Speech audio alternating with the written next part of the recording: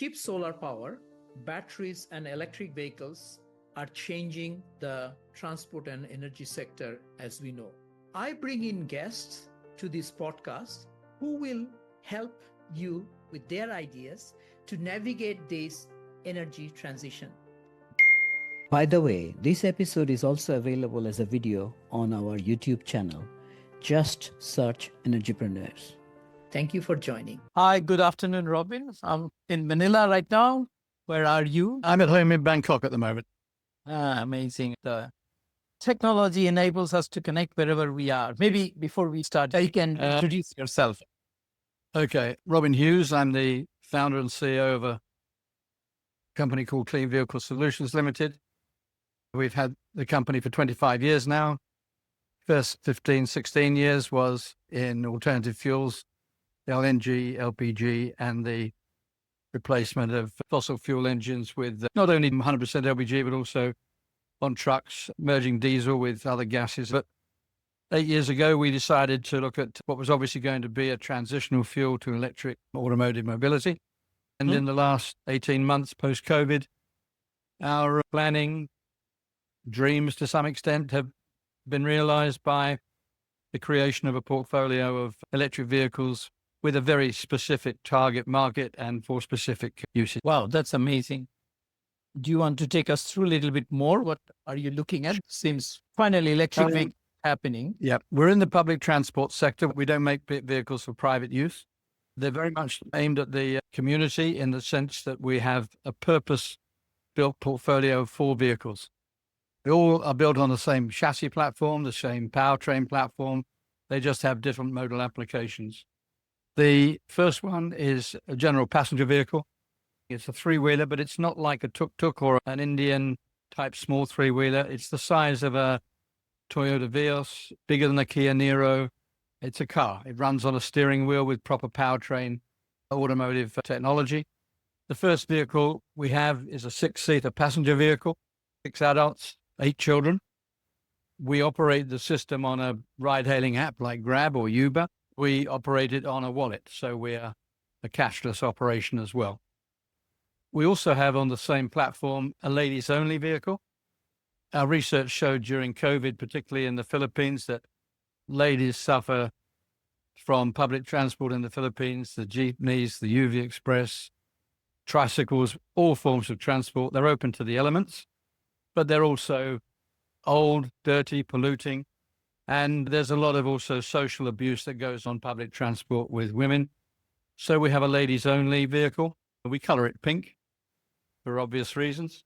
And we're attracting lady drivers for that purpose. The third vehicle, which is, in my view, the most important one, is one that is built for people with disabilities.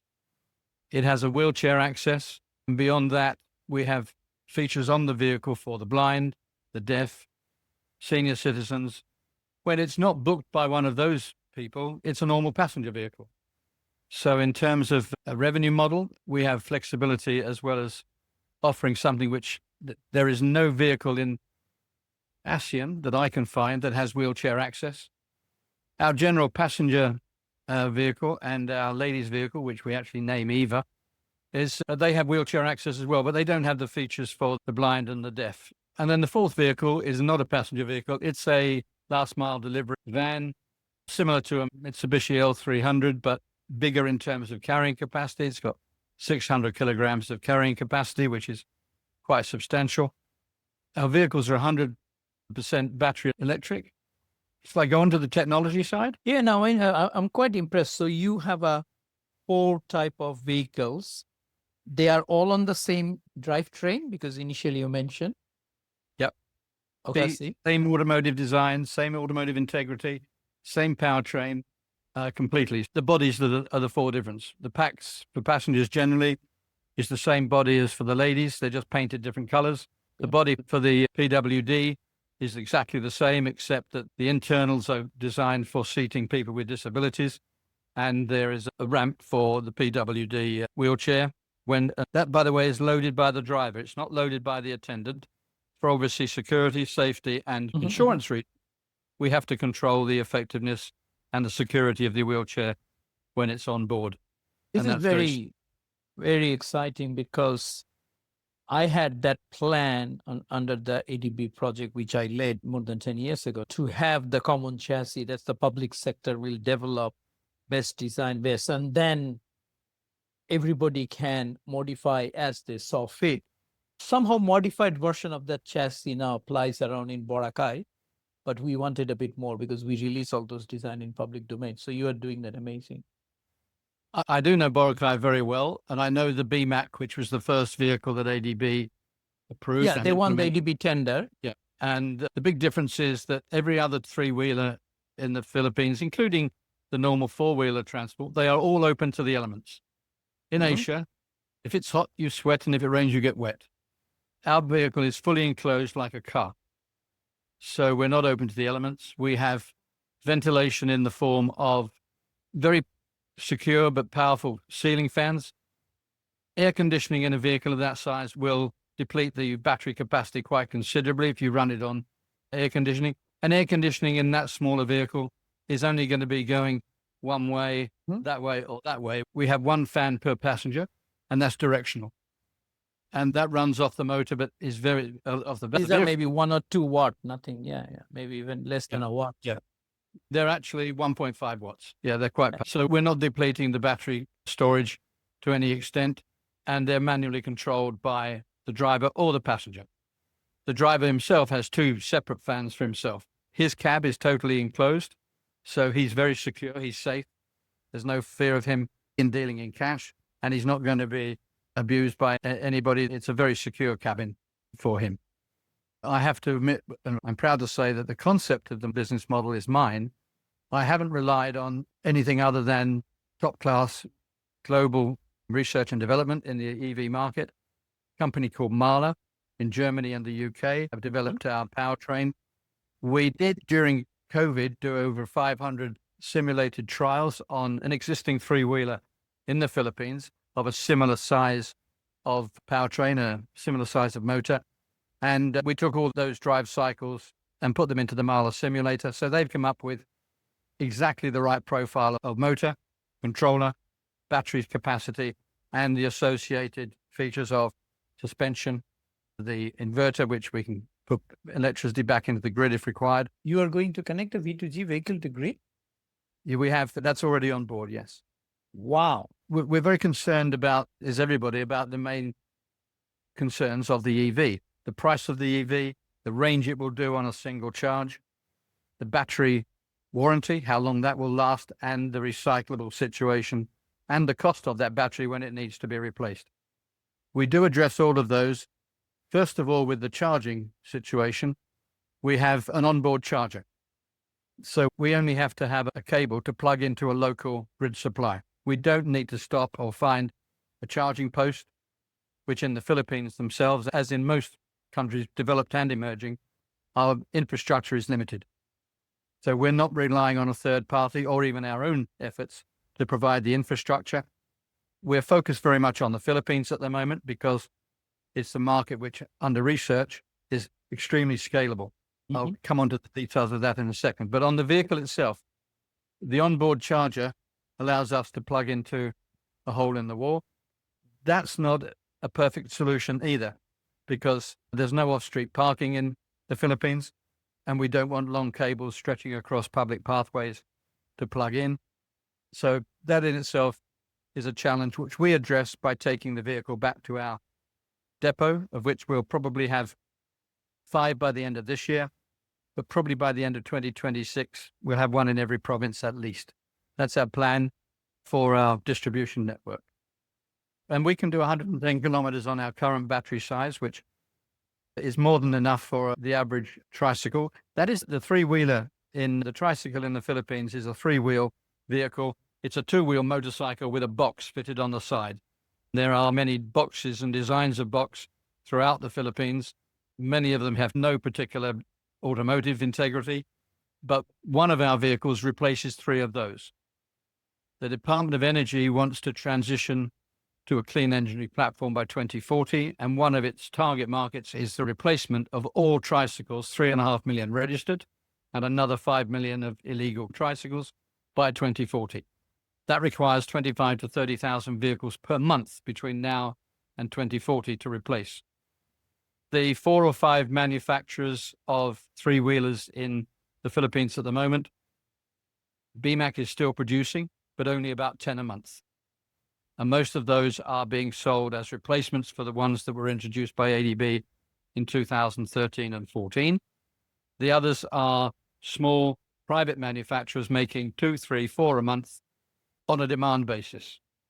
Our factory in China, which we have spent 2 years locating, sourcing, and deciding on which one we would use, we have 2, a primary one and a backup one. We can produce 3,000 vehicles a month starting in October on one shift. So if we go to 3 shifts, we can do 10,000 a month, and that is more than the 25 to 30,000 that the Energy Department needs to replace the tricycles.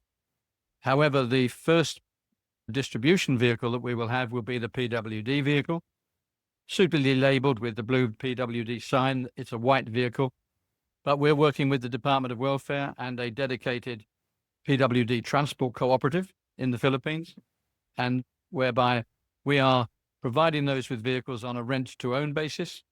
They'll rent them for 3 years.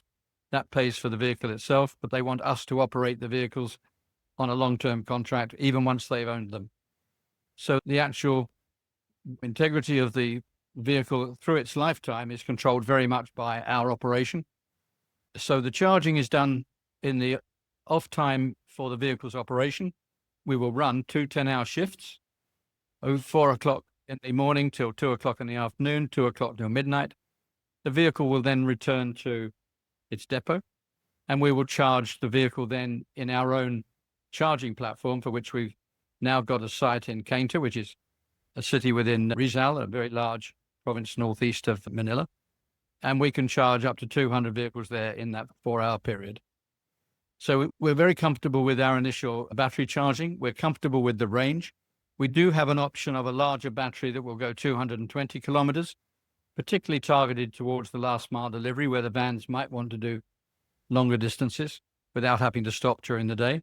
We're very aware of overcharging and undercharging vehicles, so we'll only charge from 20 to 80% of the capacity of the battery, which is a general industry standard, even for passenger cars. So with our range of 110, we're only using 60% of the battery. So range, the battery itself, we include lifetime warranty for the battery, even if it needs replacing.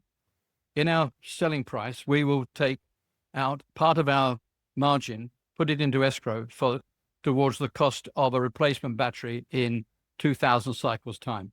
Our batteries are warranted by the manufacturer for 2,000 cycles, 6 years. It's not a kilometer limit, it's a charging limit.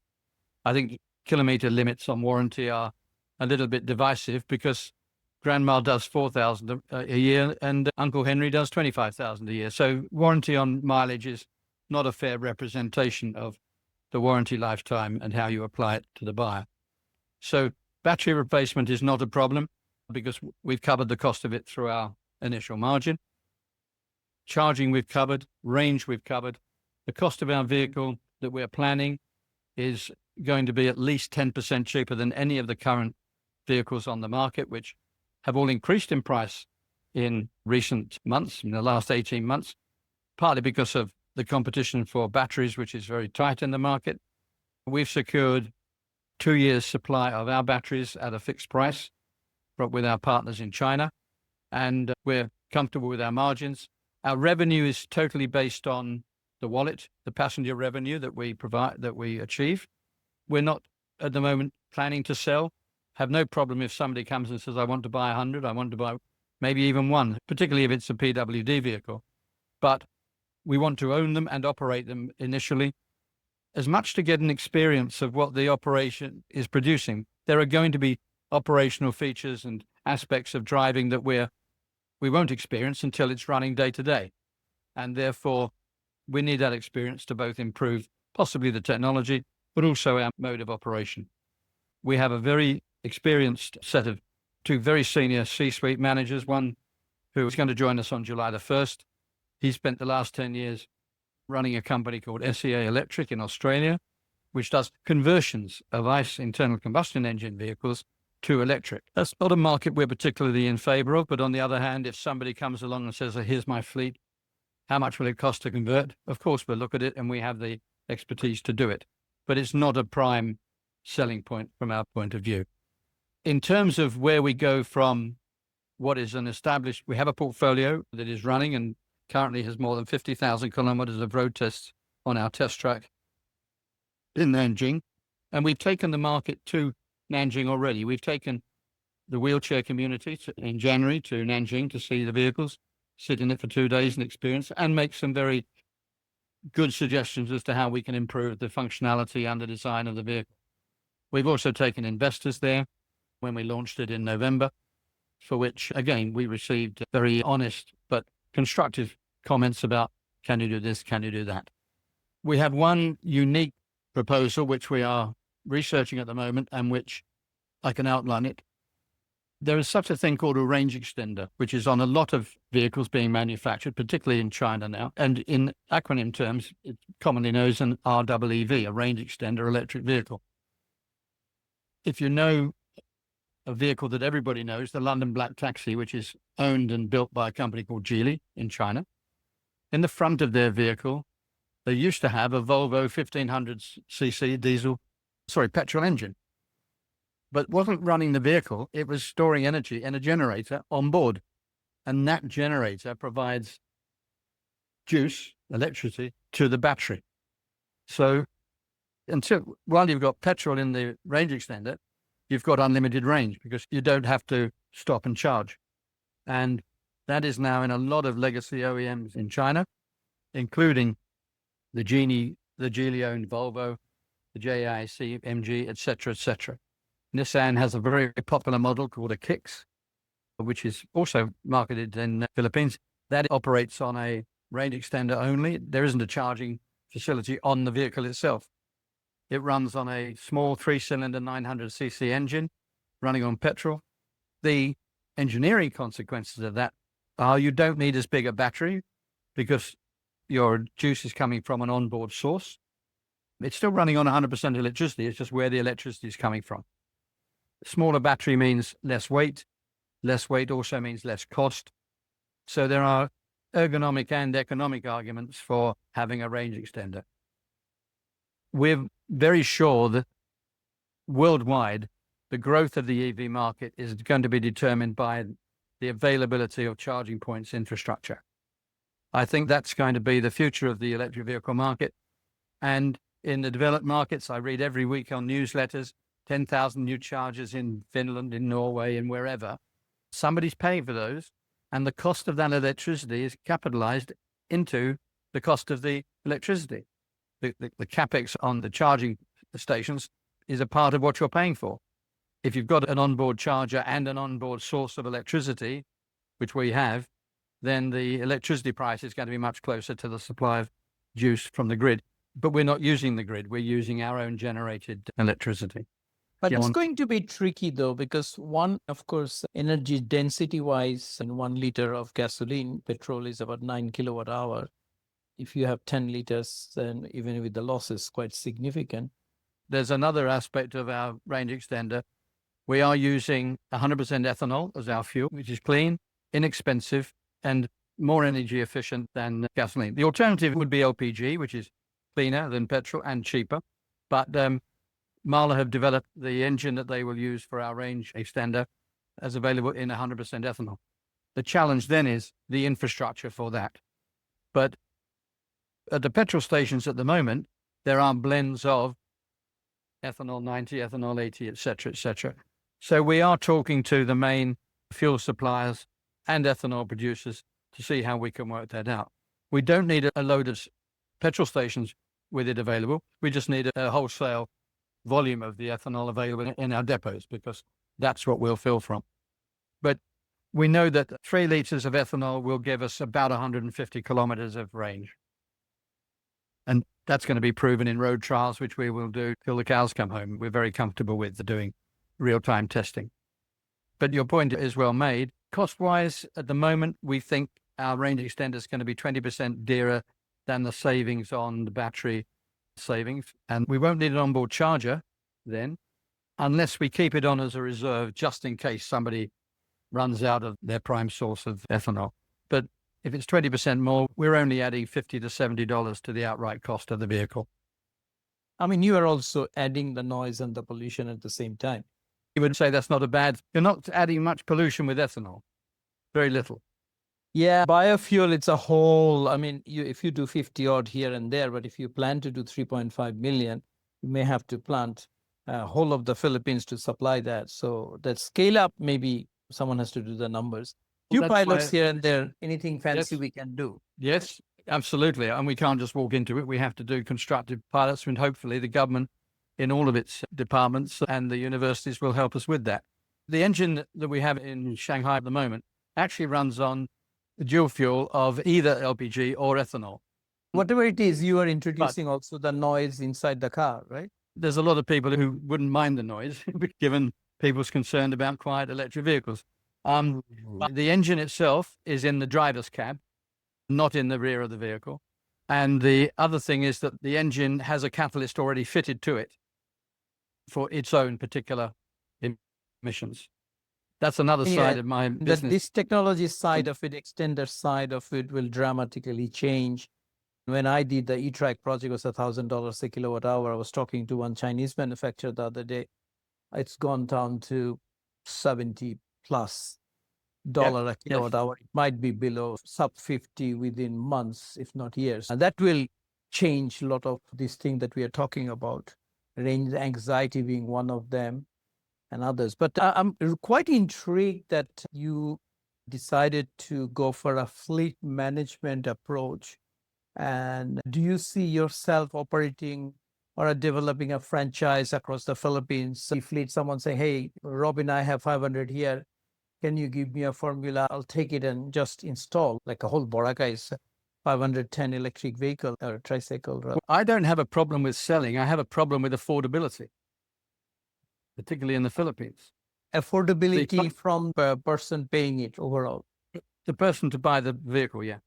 Yeah. Oh, operating wise, the revenues will more than cover that. And we have a revenue sharing scheme with the PWD community, and we would very much assist operators. In our model at the moment, we pay the drivers.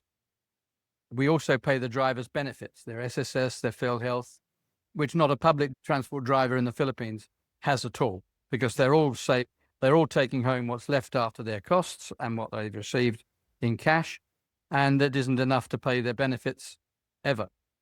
The vehicles that have been sold in the market, BMAC has sold to the Department of Energy and the local governments in 3 or 4 different cities and a couple of provinces. But the ones in Boracay, with the 4 mans of B in Boracay, they're privately owned, where the driver pays a boundary, a daily rent. There's no analysis by the owners of the vehicles about performance. They're just financially geared to making money out of what they paid for. And I don't have a problem with that. But I do have a problem with the quality of the vehicle.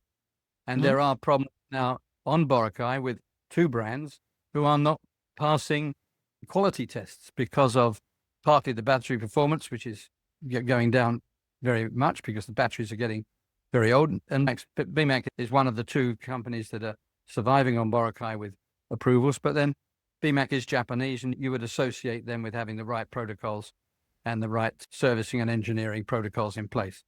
So I don't mind selling, but it's going to be a struggle for people to buy the vehicles. The government doesn't support any of the financing of the public transport.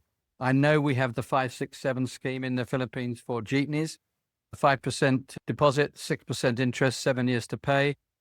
And their target in 2017 was 130,000 vehicles, and about 8 to 10,000 have been financed. And the mechanics of that financing are naive at best. It's not the government, it's the manner of which the whole thing was structured with 2 banks.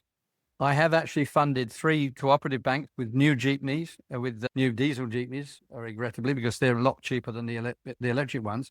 But that wasn't with DBP or Land Bank. That was with regional banks, regional cooperative banks.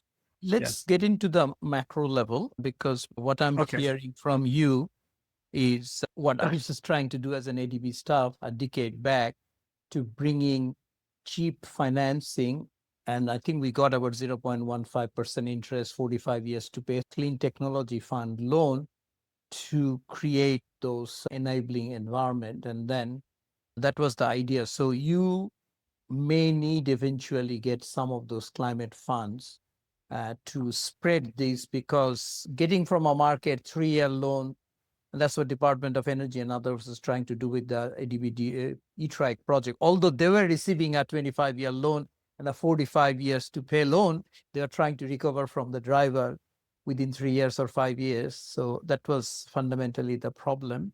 So in your case, I guess you may need to find working with the public sector eventually when you want to scale up a long tenor loan, whether it's a 15 years or something, at least for the first 20,000. Yeah. Absolutely, absolutely. We are focusing on the first 5,000, which will be delivered this year with our privately sourced funds. Thereafter, if we are going to produce 35,000, 50,000 a month for the energy replacement program for the trikes, our ongoing demand for PWD, we'll certainly need public money or institutional money from green finance or whatever. And that's something which we're looking at. And I don't know whether ADB is a potential source. I know that they're funding a lot of Indian companies in the three-wheel sector. I know ADB, I don't know it as well as you do, but I know ADB, and I get told, yeah, call this person, call that person, or don't bother. I hope that call that person will bear fruit. But that's not an experience that we have in dealing directly with ADB yet. But there are other funds, AIIB, we have a good negotiation with them underfoot in Beijing, as well as other green finance funds, both in Asia as well as in the US. But if we are going to do 10,000 vehicles, if we were doing 10,000 vehicles a year, that's $80 million of cost. Yep.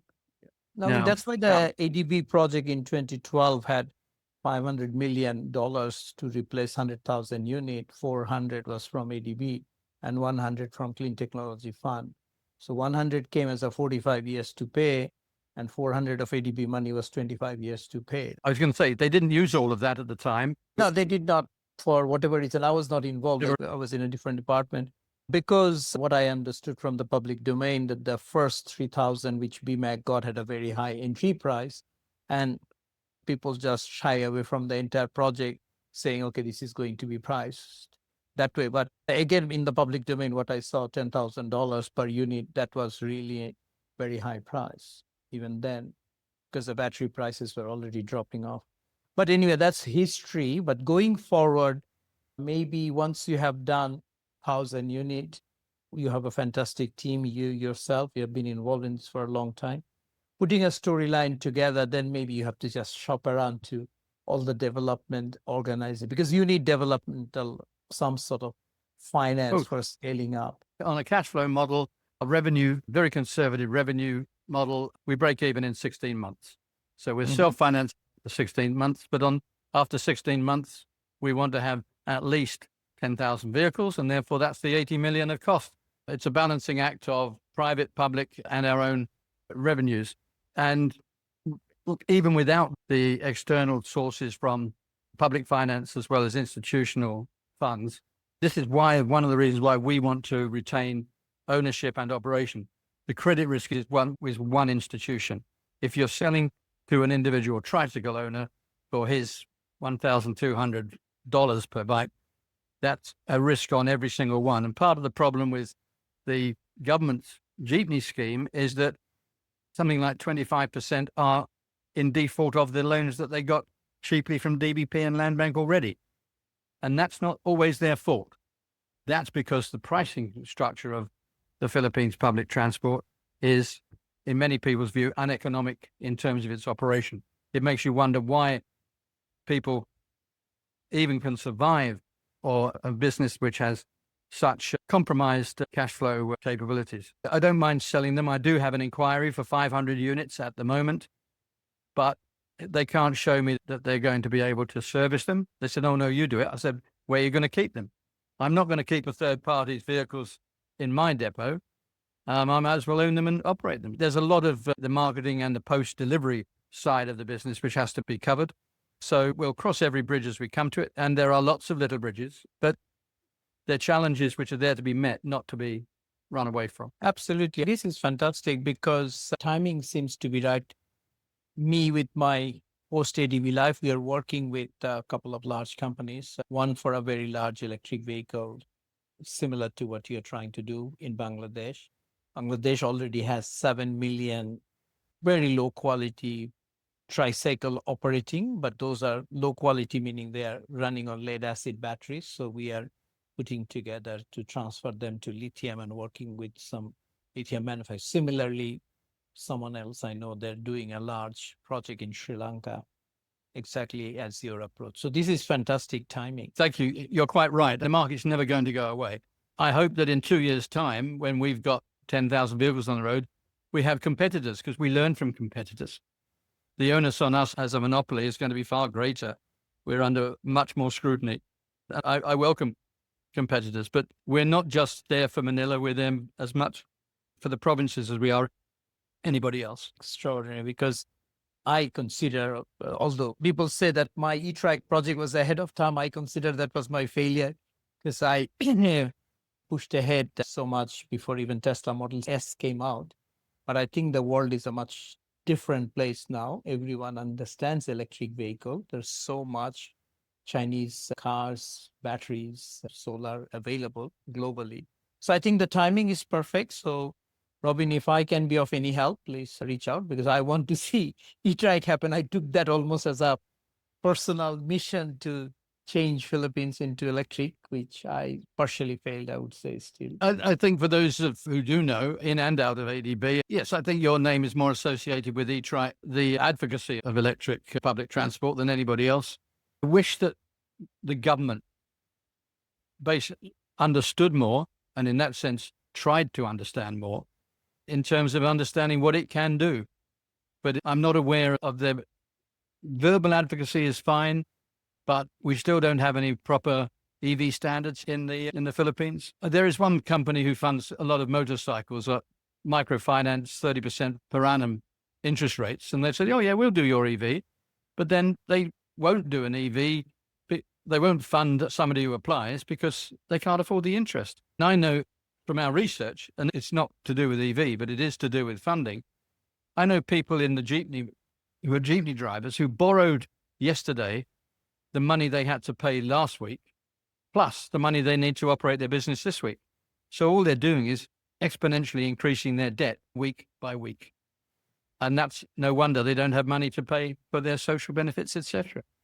And we need 3 drivers per vehicle. We have 2 shifts, as I said, but we need a 3rd driver to cover for absenteeism, sickness, the other 2 days that the other drivers aren't working, and of course holidays in the Philippines, which I think is more than any other country in the world when you add up the number of holidays they can and do take, particularly at the blue-collar level. It's good that we can replace 3 existing tricycle drivers or owners with a job, with a salaried job. A lot of our applications at the moment from our research are coming from people who we interview and we say, what do you do? I'm a secretary. How much do you earn? 18,000 pesos a month. How much are you going to pay as a driver? 25 to 30, including benefits. Can I have a job? I don't think we're going to struggle too much in attracting drivers. Yeah. Just one idea for you, for your consideration, because that was one of my plans to do, but it's very difficult with the public project. Philippines has a large number of overseas foreign workers, right? And they do send money home for supporting education, this and that. So one idea was that if ADB could act as a funding funnel, so we could get each OFW saying, rather than sending money, which sometimes it's very difficult, it's not traceable, and gets absorbed into sort of consumptive use, why don't you sponsor a tricycle, meaning you pay regularly, and that money, that income it generates and Robin's team will manage, and that can directly pay the family. So they're investing towards a business. And if you have a credible system in place, I think you will get a lot of sponsors that way. And you can do an international trade show equivalent and get all the overseas, or not all. You need only maybe 0.5%. That would be more than enough to give you 50,000 vehicles. Hang on. I know what the overseas foreign workers remitted in the first quarter of this year. January to March, 38 million US was remitted from overseas foreign workers into the Philippines. First quarter. Still very low. Maybe it was per month. Maybe it was per month. I'll check it. Wait, Because they do billions equivalent. 38 billion pesos. Now, Yeah, that's close to $800 million, right?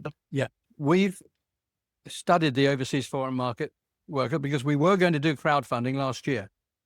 Part of the problem was the SEC regulations of crowdfunding, which only allows you to raise $1 million, 50 million pesos per year. That's all. No, 10 but million. you can basically don't have to do crowdfunding. What I was planning to do, saying just sponsor a tricycle that you will pay this sort of installment, and then the income generated we will provide, and we'll provide your name. We'll give a GPS tracker. You can see where my trikes are, and you're a proud owner of an electric trike that's sponsoring your nephew's high school education. Yes. Okay. So one of the things that we did find out, we do know where the overseas foreign workers are, and we know how many there are, and we know both their income and what they return to the Philippines. And as you say, it's huge, 38 billion pesos, 150 billion pesos a year. We do know also from interviewing people in Hong Kong, London, Dubai, about 30% of the money they send back gets wasted in Western Union foreign exchange and in the fees that Western Union charge. Now, if that can be structured whereby they can go through a fairer transfer mechanism at a more appropriate exchange rate without the exorbitant fees that Western Union, Money Mart, and the other people charge, that would incentivize them to earmark more money to a project outside of the family. Most people send it back to the family for the family to use. We found a group of nurses in London who actually said that they instruct their families or suggest how best to spend it, some of which might be investing in the stock market, some of it might be social, where they live, but they're nurses. Their main advocacy is caring for their family, society, etc. And if we can extend that modus operandi to the rest of society with the OFWs, that's a good idea. I'd certainly like to develop the ADB crowdfunding notion, as it were, with you, because that's something which, not just the sum of money, but it's sustainable because it's every month that they're sending money back. It's not a one-off transfer. It's every month. They don't pay tax on their earnings that they send back because they've already paid tax where they are. But there might be a case of talking to the authorities where they are about can they have tax relief if they're sending it for a confirmed social use, etc., etc. $5,000 will not buy them a house anywhere or anything, but $5,000, if it buys them an income that gives X% of return, at least for next 10 years. That's quite amazing story already. Yeah. Yeah. If you have the time, I'd love to discuss that with you further. Thank you. Sure. No problem. Is there anything else, Robin, I could have asked you? I am really excited what you're doing. It's quite extraordinary. Thank you for the compliment. Yeah, well, as I say, we've got prototypes ready to deliver to the Philippines, probably be here by the end of July once all the paperwork's sorted out. Then we've got 3 months of just showing those around. And we're currently tooling our factory to be ready for 3,000 vehicles a month production starting in late September, October. Lots to do. I think we're at the top of the hill looking at the slope that's going down. I think it's quite steep, but it'll narrow out as we achieve various. One of the good things is that we are not experiencing any obstruction from the Land Transport Department or LTFRB because we're not creating anything new. The rules for operating our vehicle as a ride-hailing vehicle are covered by Grab. We're just a three-wheel Grab, effectively, but with a far wider range of functionality than Grab. The wheelchair vehicle is going to be by far the most used and the most popular, and we will extend to Thailand. I was on an SCAP webinar last Friday, and 2 of the lecturers were talking about gender equality and disabled, and I said, when I put my hand up, said, pink and white, what do you want? I do thank you, by the way, for inviting me on the podcast. I'm quite keen to promote what we're doing, and something as direct as this is very appropriate and very much appreciated. Thank you. You're most welcome. I can visualize. You said you're on the top of the hill, so gravity is on your side, Robin. Just Yeah. fly. Thank you again. Thank you. Catch up on email. Thanks very much. We hope you enjoyed this episode of Energypreneurs.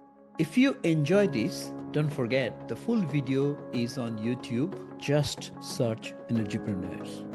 Thank you. See you next time.